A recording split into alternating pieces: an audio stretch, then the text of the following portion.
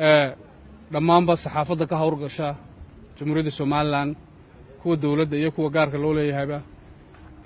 aad iyo aad ayaan ku mahadnaqayaa kulanka war-saxaafadeedkeed ka soo qayb gasheen war-saxaafadeedkani wuxuu daaran yahay warbixin kooban oo la xidhiidha safarka madaxweynaha uu ku joogo dalka imaaraadka carabta madaxweynuhu jimcihiina soo dhaafay ayuu dalka ka dhoofay dalka imaaraadka carabta gaar ahaan magaalada abudabey ayuu safar ku tegey madaxweynuhu guud ahaanba wuxuu galay baaritaan caafimaad oo guud ahaanba uu caafimaadka madaxweynaha lagu jeegaraynayey alxamdulilahi rabbi alcaalamiin wax dhibaatihii kamay soo bixin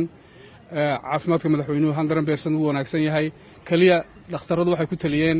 in qabsin laga saaro qabsinkiina 1 day care buu galay waa laga saaray caafimaadkiisuna 100% aad iyo aad ayuu u wanaagsan yahay guud ahaanna hawlihii uu madaxweynuhu qaranka u hayey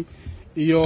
xilalkii iyo mas-uuliyaddii uu dastuurka qaranku farayey ayuu halkiisii ka wadaa galabtadan wuxuu kulamo la yeelan doonaa mas-uuliyiin sare oo ka tirsan dowladda imaaraadka carabta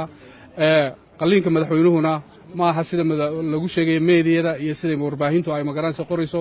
waa 1 day waa maalin keliya ayuu ahaa oo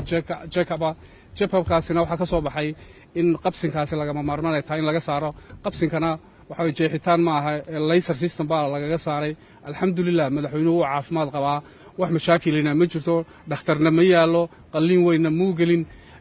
marka hawlihiisiibuna halkiisiibuu ka wadaa marka intaasi ayaannu idiin sheegaynay in madaxweynuhu magaranaysa 1 day care-ka uu galay xaaladiisa caafimaadna 100% ay aad u wanaagsan tahay alxamdulilahi rabbi alcaalamiin sida ugu dhaqsaha badan lana qarankiisa ayuu ku noqon doonaa si uu sii wado xilalkii iyo mas-uuliyadihii uu qarankan u hayey xilligan gebagabada ah ee ay doorashadii inagu soo hayso madaxtooyadu guud ahaanba xaaladda madaxweynuhuna waa 100% wax mashaakil oo jiraana ma jiro sidaas intaasaan idinku yeedhay marka afayeen xaaladan leeyahay qalliinka uu galay madaxweynuhu waxba ka jira madaxweynuhu haddii aan tiraa qalliin wuxuu noqon karaa farta in lagu qalo iyo in wadnaha lagu qalo labaduba waa qalliinka madaxweynuhu maaha qalliin weyn waxa weeyaan qabsin baa laga saaray oo systemka cusub ee dambe teknolojiyada dambe cusub iyadoo la adeegsanayo ayaa laser system baa laga saaray maanta wuu socdaa caadi buu mataqaano xaaladiisa caafimaad waa 100%.